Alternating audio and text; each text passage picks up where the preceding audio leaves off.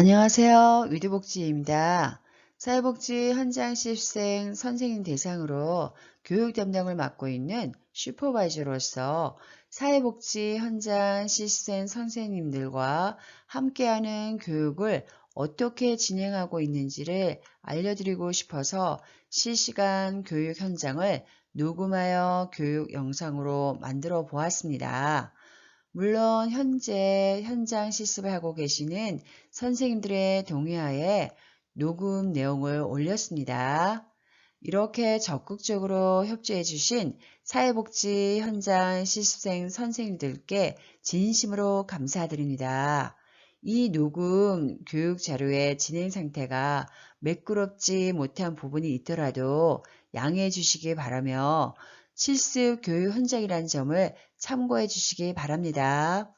우선 사회복지 현장 실습교육 20차 시 중 이번 3차 시 사회복지사의 자질과 역할에 대한 교육 내용이 가장 중요하다고 생각합니다. 왜냐하면 사회복지사는 복지의 방향성과 가치관을 갖추어 있어야 하기에 이런 점을 고려하여 실습 교육으로 진행하였습니다. 그럼 사회복지 현장 실습교육 3차 시 사회복지사의 자질과 사회복지사의 역할에 대한 사회복지 현장 실습생 선생님들과 함께했던 실습교육을 시작하겠습니다. 실습생이 같이 모여서 이렇게 직접 준비한 것들을 함께 공유하도록 할게요. 일단은 오늘은 여기 사회복지사의 자질과 역할이라는 교육 내용을 실습 교육을 할 건데요. 그래서 선생님들이 이제 사회복지사의 자질에 대해서 어떻게 생각하는지 좀 이따 한번 질문식으로 한번 할 거니까 생각 좀 해보세요. 나는 사회복지사 자질에서 뭐를 갖춰야 되는지 교육을 들으시면서 곰곰이 생각하는 시간도 동시에 하기 좀 어렵겠지만 이렇게 해주시면 감사하겠습니다. 일단은 사회복지사의 자질이라는 교육 내용을 전달하기 전에 자질이라는 뜻을 좀 알아본 다음에 본격적으로 시작을 해보도록 할게요. 자질이라는 거는 사전적 의미로 어떤 분야의 일에 대한 능력이나 실력의 정도라는 뜻이래요. 그러면 이제 현재 지금 선생님들이 사회복지 현장 실습을 하고 계시는 선생님들이 아까 질문했던 것처럼 사회복지사의 자질이 무엇으로 갖춰야 있어야 된다고 생각하는지 각각 우리 돌아가면서 얘기를 하도록 할게요. 이렇게 하는 시간은 제가 이제 유튜브를 하면서 10월 2일부터 시작을 했거든요. 네, 선생님들하고 같이 어떻게 같은 공간에서 이렇게 실습하면서 실시를 하게 됐는데 같이 공유하고 싶어서 이렇게 시간을 마련한 거거든요. 자기 느낀 대로 그냥 솔직하게 그냥 부담 느끼지 마시고 그냥 얘기해 주셨으면 좋겠어요. 먼저 실습을 먼저 시작했던 우리 신 선생님, 반자 선생님부터 한번 감사하겠습니다. 선생님은 사회복지사의 자질이 어떤 면에 갖춰야 된다고 생각하는지 그냥 느낀 대로 그냥 얘기해 주시면 돼요. 정답은 없어요, 선생님. 네. 저는 세 가지로 봤어요. 아, 그러세요? 네, 말씀해 첫 주세요. 번째는 아이들을 좀 더 안아줄 수 있는, 사랑할 수 있는 그런 마음. 그리고 그 문서 작성하는 거 그거를 하고요. 세 번째는 이렇게 제가 한 20일 동안 생활해 보니까 중간중간에 쉬는 시간이 있더라고요. 아, 거기서 그렇군요. 제가 이제 거기에 뭐를 해야 할지 그런 프로그램 짜는 거 있잖아요. 네네. 그게 세 가지 되잖아요. 네네. 세 가지 정도로 생각했어요. 그렇게 해서 자질을 갖추고 있어야 된다고 생각하시군요. 그러면 우리 신 선생님 부반장 역할을 하셨던 윤 선생님 한번 말씀해 주세요. 예. 네, 생각대로 해주시면 돼요. 서류는 기본이고 네. 좀 공감 능력이나 그런 소명시 네. 그런 것이 좀 필요하다고 생각이 됐습니다. 그런 자질을 갖고 있으면 조금 도움이 된다 이렇게 생각하시는 것 같군요. 그 다음에 이 선생님 한번 말씀해 주실까요? 네. 저는 여러 가지 앞에 말씀하신 분들 그런 내용들도 물론 생각을 했는데 환경을 생각을 했습니다. 그렇군요. 그래서 클라이언트를 대할 때 아동이든 어른이든 대할 때 그들을 바라볼 때 내가 갖고 있는 고정관념 이런 것들을 일단 갖지 말고 그를 있는 그대로를 바라보면서 네. 그들과 관계를 형성을 해 나가는 것이 적합할 것이라는 생각했습니다. 아, 선생님은 관계성의 중요성에 그걸 포인트를 두시고 자질을 갖춰야 된다 생각하셨군요. 네, 마지막으로 전 선생님은요? 저는 여기도 이제 자그마한 사회잖아요. 네네. 그래서 여기 안에서 이제 종사하시는 분들 네. 그런 관리도 사실은 되게 중요하다고 아, 생각해요. 예예. 그러니까 같이 일하시는 사회복지사님들끼리 네네네. 그렇고 그 다음에 여기 와셔서 일하시는 분들, 급식을 담당하시는 분들, 오셔서 봉사하시는 분들, 아, 사실 이런 부분들이 오셔가지고 그냥 지내는 것도 중요하지만 네. 이런 공간 특히 여자분 것도 중요하지만 네. 이런 공간 특히 여자분들이 더 많다 보다 보니까 그런 관계들이 아, 우리 이를 서로 이제 상호간에 잘 이렇게 맞아져야지만 네네네. 가능할 것 같아요. 그래서 네. 그런 부분들에 대해서 사람 관리 부분도 되게 아. 중요한 것 같고 예. 그다음에 이제 아이들한테 도움을 주는 그 조력자의 역할을 아, 잘 할 수 있어야 돼. 그 부분이 제일 어려울 것 같거든요. 뭐 상담이라든지 네. 아이를 주의 있게 쳐다봐가지고 네. 이 아이에게 뭐가 필요한지 이런 아. 부분들을 조력자로서 어떻게 하는지 항상 고민을 해야 될 것 같다라는 그런 생각이 들었어요. 아, 그러셨군요. 네, 선생님은 이제, 사회복지사로서 이제 관리자 입장에서 전반적인 거를, 그림을 보면서 지도 관리를 해야 되는 부분을 이렇게 보셨네요. 각각 선생님들 말씀하신 것처럼 사회복지사 자질은, 우리가 갖춰야 될 것들은 정답은 없지만, 근데 선생님들의 좋은 말씀 다 거기 다, 중요한 것들이에요. 한 요소 뭐, 이렇게 중요하지 않은 것들은 없지만은, 그것들을 이제 선생님 제 나름대로 정리해서 말씀을 드리도록 할게요. 일단은 사회복지사 자질을 갖추기 위해서는 자기 개발을 좀 꼭 필요해요. 여기 자기 개발 안에는 여러 가지 이제 말씀을 드리겠지만은, 그래서 이제 사회복지사의 업무를 능숙하게 하기 위해서는 부단히 노력하는 자세가 필요하거든요. 그 다음에 예를 들어서 어떤 거냐면요. 자신이 아는 것만큼 바라본다고 내가 평상시에 말씀드렸던 것처럼 자신이 갖고 있는 역량이나 그 다음에 지식의 깊이를 좀 확장하도록 자기 관리를 좀 많이 하셔야 될 것 같아요. 그래서 이제 사회복지사로서 자기 개발을 하기 위해서 어떻게 할지를 제가 나름대로 한 4가지 항목으로 나누어서 설명을 하도록 할게요. 그래서 첫 번째로는 사회복지사에 관련된 기사 자료나 정보를 수집해야 되거든요. 그래서 지금 현재 인공지능 사회복지사가 있는 거 아세요? 아, 모르시죠? 예. 뉴스에 나왔어요. 여러분. 그래서 현재는 인공지능 사회복지사가 있다는 거를 알고 계셔야 되는 거거든요. 어떤 거 구체적으로 좀 말씀드리면은, AICC라는 게 있어요. 그 뜻이 뭐냐면, 인공지능 콘택트 센터 기술이래요.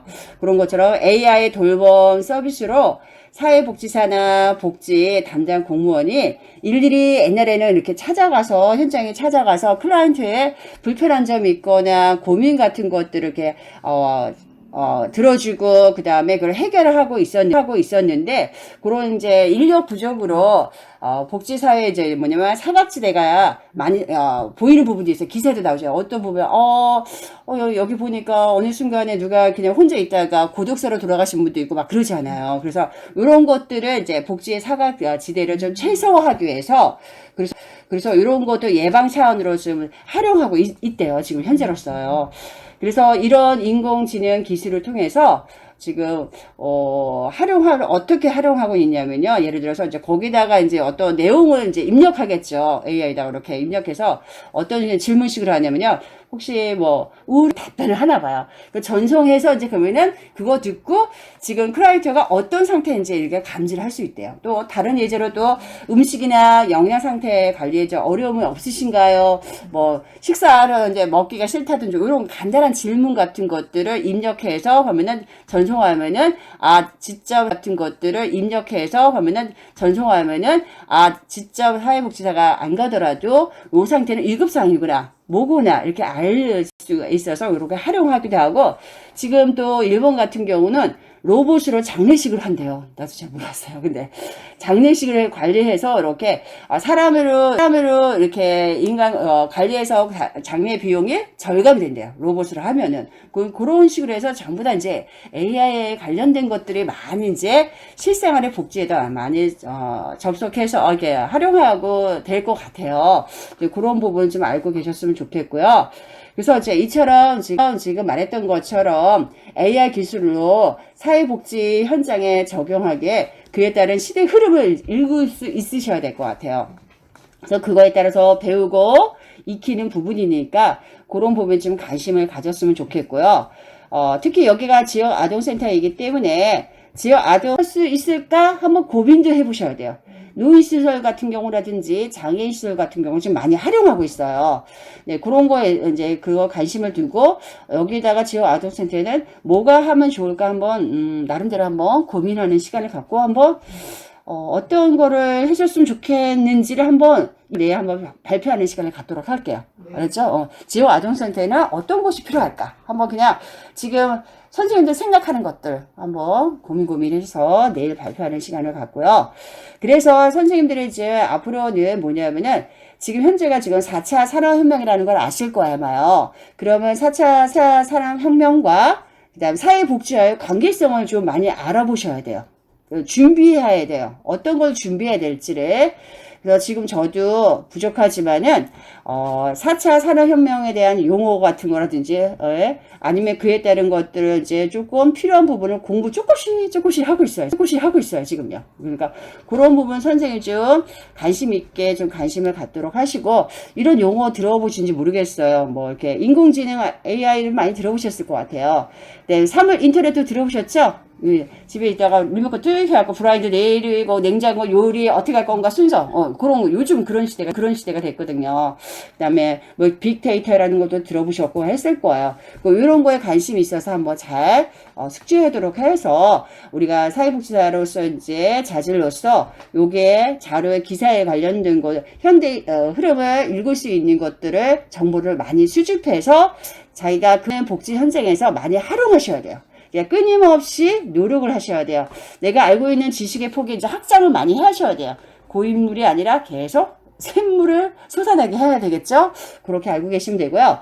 두 번째로 자제로 뭐 하냐면요. 선생님들이 어차피 아까도 말씀하셨지만 행정 업무를 잘 하셔야 되거든요. 그래서 컴퓨터를 이제 많이 잘 다룰 수 있으셔야 돼요. 그래서 요런 거에 하기 위해서는 선생님들이 기본적으로 한글 문서 같은 거는 잘 하실 거예요. 네, 한글 문서도 많이 쓰지만은 엑셀이라든지 파워포인트 아니면 동영상 만들기도 해요. 우리 연말 발표 때 제가 동영상 담당이라서 만들기도 하고 밴드에 올리기도 하고 기타 등등 좀 하고 있거든요. 처음에 저도 할 줄 몰랐는데 이거 근무하면서 이것저것 공부하면서 많은 것들을 업무 그 폭을 많이 확장시켰거든요. 그렇게 하기 위해서 선생님이 부단히 노력을 하셔야 되고, 때로는 이렇게 편집 같은 거라든지 포토샵도 할 수 있으면 더 좋고요. 그러면은 선생님 행정 업무에 조금 많은 것들 도움이 돼서 잘 활용해갖고 컴퓨터 행정 업무 때 조금 속도가 빨라질 거라 생각하니까 사회복지사는 기본적으로 행정 업무를 잘 하시기 위해서는 이제 세 번째로서는 뭐냐면요. 사회복지사라고 이제 어떤 자질이냐고 물어봤을 때 실수는 어떤 분이 이제 얘기를 해주셨는데 관계성이에요. 아까 어떤 분이 얘기하셨던 것처럼 사회복지사는 관계성이 아주 중요하기 때문에 이게 어렵거든요. 관계성이요. 내 마음처럼 다른 상대방이 내 마음처럼 똑같이 읽어주고 그 다음에 업무를 같이 협조를 해줬으면 좋겠는데 그게 또 안 될 경우가 좀 많아요. 그래서 요 부분을 선생님 관계성을 좀 효율적으로 잘 알기 위해서는 상담 기법을 좀 배우셔야 될 것 같아요. 그래서 상담 기법을 배우라고 해서 이제 뭐 대학원을 가고 뭐를 하고 할 필요 없이 그런 것들은 손쉽게 선생님 주변에 할 수 있는 것들을 먼저 다가갔으면 좋겠거든요. 일단은 뭘 어떻게 해주시면 좋냐면요. 복지 분야에 관련된 서적이나 뭐 영상 자료라든지 아니면 상담과 관련된 상담사 조언 같은 거, 상담 기법을 배우시고 또 익혀서 복지 현장에서 선생님들이 다양한 사례 관리에 적용하고 활용하시면은 아마 힘들지 않게 관계성을 극복하지 않을까. 가장 중요한 거는 이제 선생님들이 어느 정도 선생님들이 자녀 양육을 하셨기 때문에 저 아이들 성장 발달 과정을 다 알고 계실 거예요. 그렇지만은 본인이 알고 있는 아이들의 성장 발달의 그 심리라든지 아이들이 어떤 걸 생각하고 뭘 추구하는지는 또 틀리거든요. 그렇기 때문에 그것 부분을 좀 공부를 심도 있게 공부를 하셔서 내가 알고 있던 그런 가치관이라든지 그 다음에 양육 방식을 복지 현장에다가 그대로 적용할 수는 없어요. 네. 그래서 내가 알았던 것들에서 더 심도 있게 다양한 사례가 있기 때문에 그 부분을 선생님들이 공부하시면은 아마 이렇게 사람들하고 상담 기법이라 통해서 관계성이 극복하지 않을까 생각이 들어요. 일단은 요거에 좀 많이 힘든 부분이거든요. 이런 부분을 좀 신경 써서 잘 해주시면 될 것 같아요. 마지막으로 사회복지사 자질을 말씀을 드리면은, 자신이 갖고 있는 약점들이 있을 거예요. 약점들이 좀 내가 보완점이 뭔가 생각해 보시고 그 점을 선생님들이 갖추어 나갔으면 좋겠거든요. 예를 들어서 만약에 신체적으로 내가 좀 약하다, 운동도 잘 못하고 뭐 이렇게 솔직히 선생님과 같이 실습하시면서 아시죠? 후원 물품들이 막 알죠? 1층에서부터 우리는 엘리베이터가 없어서 어쩔 수 없이 계단을 밟고 올라오잖아요. 이게 신체 관리가 잘 돼 있어야 되거든요. 그래서 체력 관리에서는 조금 적극성이 좀 많이 필요해요. 그래서 소극적인 성향인 분들도 간혹 있으세요. 이렇게 실습 선생님들을 통해서 이렇게 보시면은. 그래서 그런 부분일 때는 내가 소극적인 어떤 일을 도전적인 정신을 갖고 안 되면 못하는 거 없다 생각하셔야 돼요. 다시 말해서 사회복지사는 무에서 유로 창조하셔야 돼요. 없는 것도 할 수 있다. 그 다음에 어떤 선생님, 만약에 봉사자라든지 어떤 이렇게 학습 관리 담당 선생님이라든지 이 아이는 뭘 해도 힘들고요. 뭐 해도 에너지가 많이 빠지고요. 학교에서도 말썽이고요. 집에서도 그래요. 이렇게 하잖아요. 근데 사회복지사는 절대로 그 아이를 포기하시면 안 돼요. 그렇기 때문에 그 아이는 어디를 가도 항상 상처를 받거든요. 항상 나쁘다, 지적받고 하고 있기 때문에 그런 것들을 선생님이 그 아이를 부정적인 그런 것들을 어떻게 긍정적으로 바꿀 수 있는 에너지를 갖고 그런 것들을 어떻게 긍정적으로 바꿀 수 있는 에너지를 갖고 있으셔야 되는 거예요. 그래서 이렇게 에너지 관리도 잘하고 내가 에너지 관리가 잘 안 된다. 그런 에너지 관리도 할 수 있으셔야 되고요. 예를 들어서 이렇게 아까도 말씀드렸던 것처럼 컴퓨터 업무 능력이라든지 그런 것들도 공부하시면 될 것 같고요. 그다음 참고적으로 선생님들한테 말씀드리고 싶은 거는 요즘은 유튜브에서 영상에서 좋은 자료가 많거든요. 근데 저도 이제 몇 년 전에 이제 알게 된 경기도 무료 사이트가 있어요. 사이트 이렇게 알려드려도 활용할 분들은 활용하고 안 하신 분들은 안 하시더라고요. 근데 이것도 사이트 아시는 분들도 있을지 없을지 모르겠지만 지식 캠퍼스 아세요? 아시는 분 있군요. 있으시네요. 지식 캠퍼스에 들어가면은 거기에 다양한 분야에 공부할 수 있는 것들이 많아요.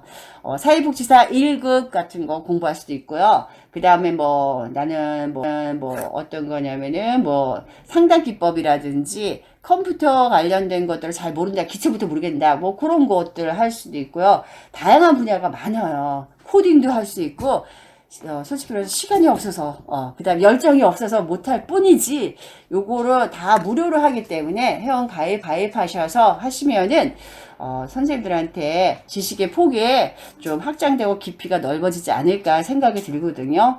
요게 다 선생님 우리가 내는 세금으로 만든 거예요. 활용 많이 하세요. 알겠죠? 그래서 결과적으로 지식 캠퍼스 이런 그 사이트처럼 자신의 보완점을 갖추도록 끊임없이 자기 개발을 하시면 크게 이제 두 번째 있었죠. 뭐냐면은 사회복지사 역할이었죠.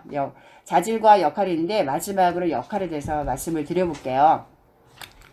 이제 선생님들의 사회복지사 되기 위해서 실습을 하시는데 어떤 목적이 각각 다 틀릴 거예요. 어떤 분은 운영을 하기 위해서, 아니면 노후를 위해서, 아니면 학교에서 대학생 같은 경우는 실습 과정을 밟아야지 졸업을 할 수 있어서 뭐 그런 게 각각의 개인 사정이 다 틀리겠지만은 요 사회복지사는 할 때 내가 어떤 역할을 갖고 있는지를 좀 점검을 해야 되거든요. 그러니까 내가 이제 아까처럼 사회복지사 자질을 해서 전문적인 자질을 하셔서 끊임없이 4가지 항목을 말씀드렸잖아요.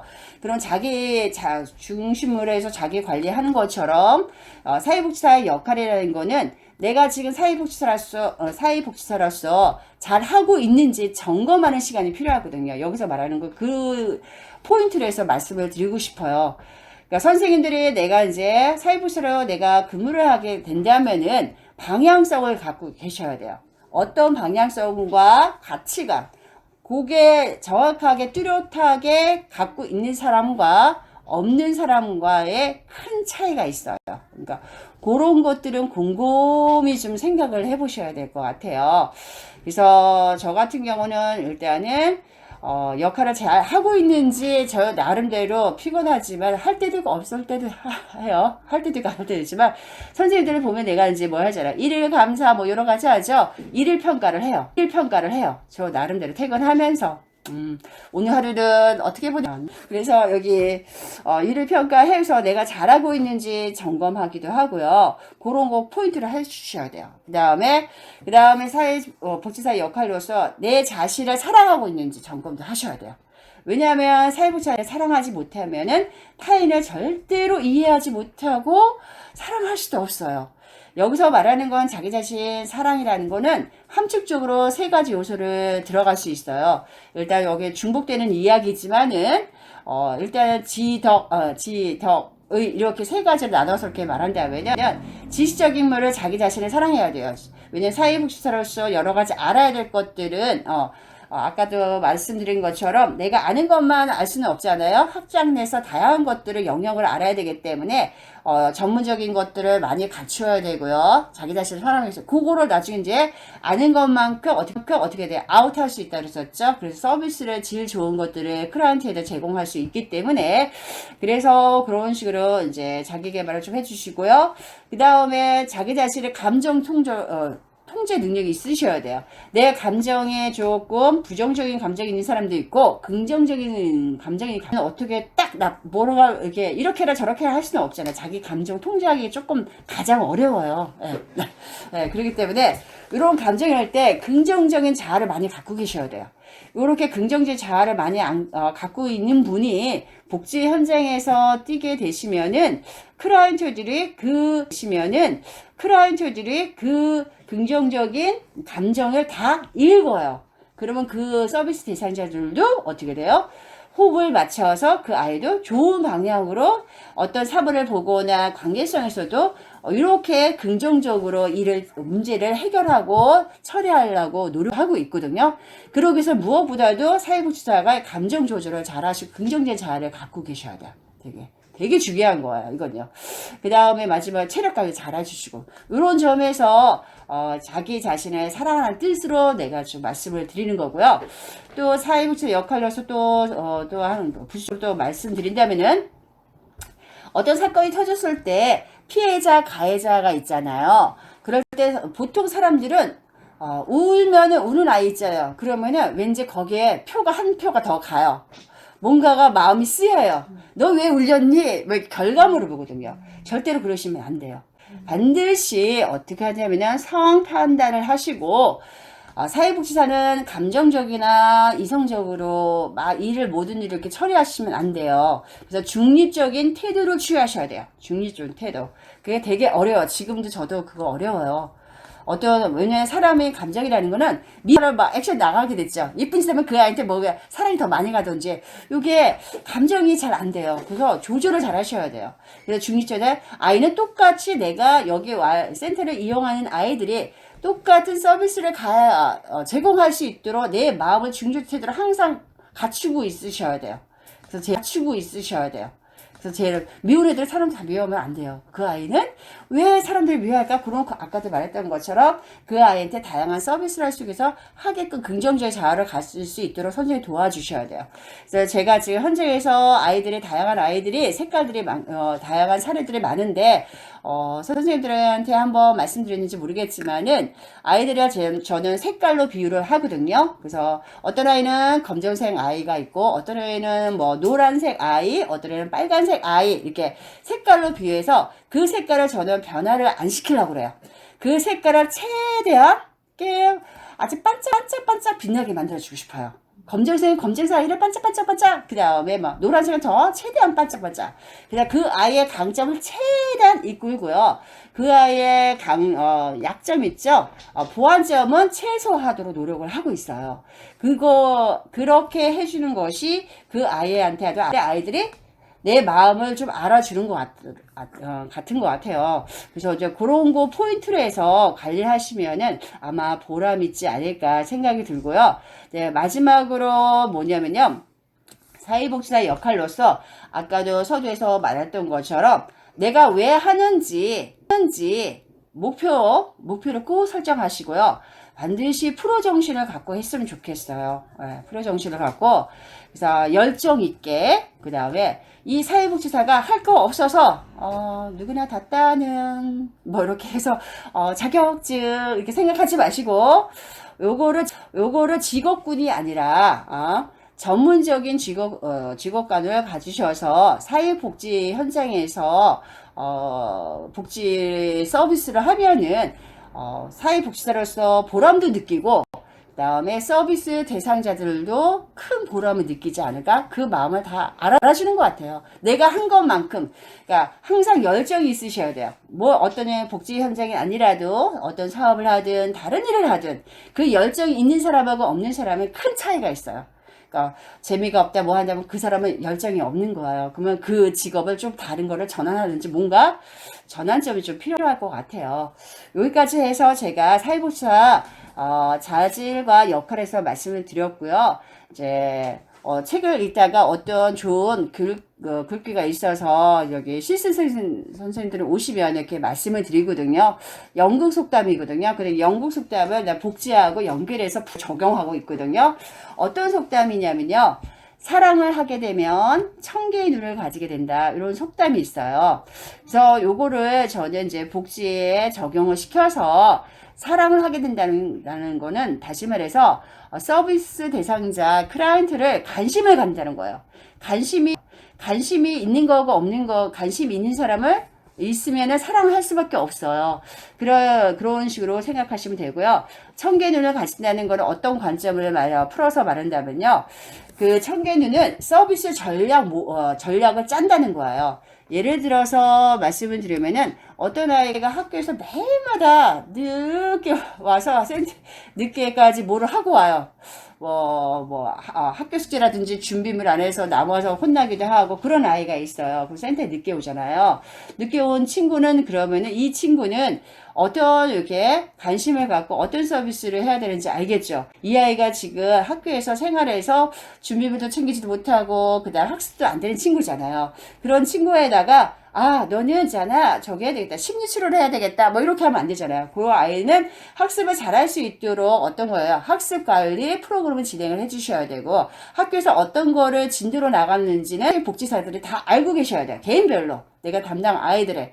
왜냐하면은 가정에서 엄마 역할이지만 센터에서는 또 다른 엄마 역할을 해야 되기 때문에 그 아이의 성향과 기질과 학교에서 어떤 생활을 하고 있고 가정에서 어떤 생활을 하고 있는지 다 그림을 퍼즐처럼 맞추고 있으셔야 돼요. 그래서 그 아이가 필요한 부분이 있으면은 학습 관리가 아까 말한 대로 필요하다 그러면 심리치료가 아니라 어떤 거예요? 학습 프로그램 진행 같은 거라든지 생활 이제 규칙 같은 거 지키기, 자기가 할 수 있는 거 준비물 어떻게 챙겨야 되는 거 그런 시간 관리라든지 그런 거 포인트를 해서 주면 될 것 같아요. 그래서 그런 걸로 해서 지금 말씀드렸던 것처럼 사랑을 하게 되면 천개의 눈을 가지게 된다는 것처럼 선생님들이 서비스 대상자들의 관심을 갖고 그 관심 대상자가 필요한 서비스를 맞춤형 서비스를 하시면 되는 거야. 쉽게 말해. 이 아이는 마음이 아프다. 그러면은 심리치료 프로그램 하시고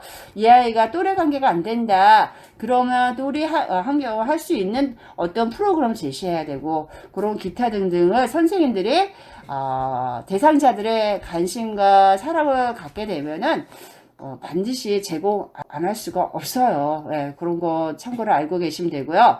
진짜 마지막으로 이제 선생님들이 각자 삶에서 각자 생각하는 가치관들이 다 있으실 거예요. 매일마다 선생님들이 이거 하는 목적들이 다 뭐냐면은 어제보다 오늘을 위해서, 미래를 위해서 다 준비하는 과정이잖아요. 그래서 선생님들 성장이라는 단어를 한번 생각해 볼 건데, 성장이란 말을 이렇게 풀어서 얘기를 해보겠어요. 어제와 다른 나를 만나는 과정이라고 생각하면 생각하시면 좋으실 것 같아서. 그래서 성장은 계속 선생님들이 끊임없이 만들기 위해서 무엇이 필요하고 어떤 걸 갖춰야 되는지 하나씩 차곡차곡 준비하시면은 괜찮을 거라고 생각을 해요. 특별히 오늘 여기 교육한 것 중에서 궁금한 사항 있으세요? 없으신가요? 아무 말씀이 없으시네요. 그렇게 하고 오늘 일정까지 말씀드릴게요. 교육은 여기까지 하고요. 오늘 일정은 아보복지 선생님이 오늘 연간 교육이 있거든요. 사회복지사처럼. 그래서 출근을 오늘 안 하세요.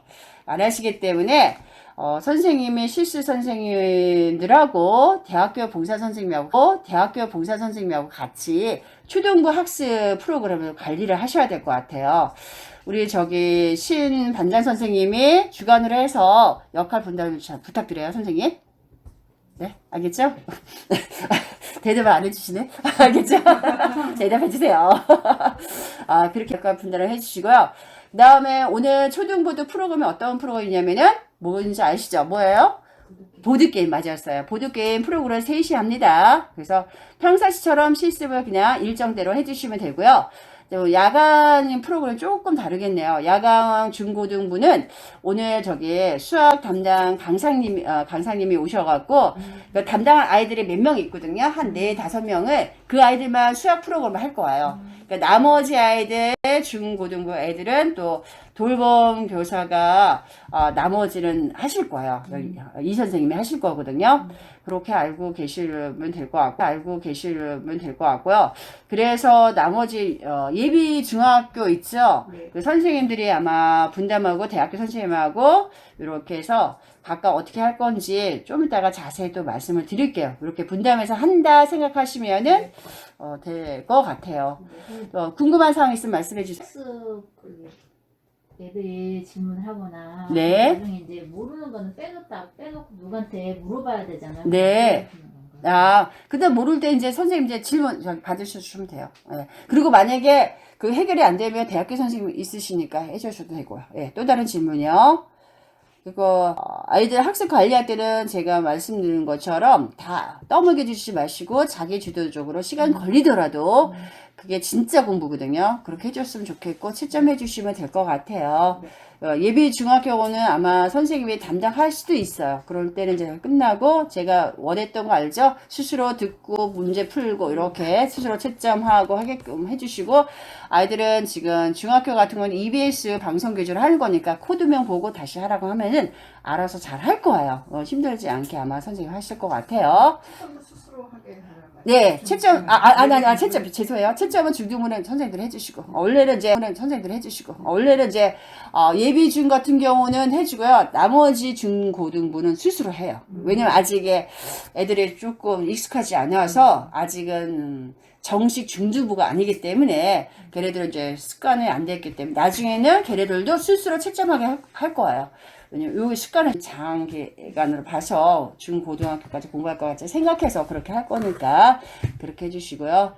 오늘 이렇게 3차식 교육 내용을 마무리하고요. 특별한 질문이 없는 것 같으니까 아무튼 선생님 이렇게 10월 달에 이렇게 현장 실습 선생님들과 함께 녹음하면서 했네요. 즐거운 시간이었어요. 감사합니다. 감사합니다. 지금까지 사회복지 현장 실습생 선생님들과 함께하는 실습 교육 현장을 녹음한 것을 마칩니다. 이 영상을 끝까지 봐주셔서 감사드립니다.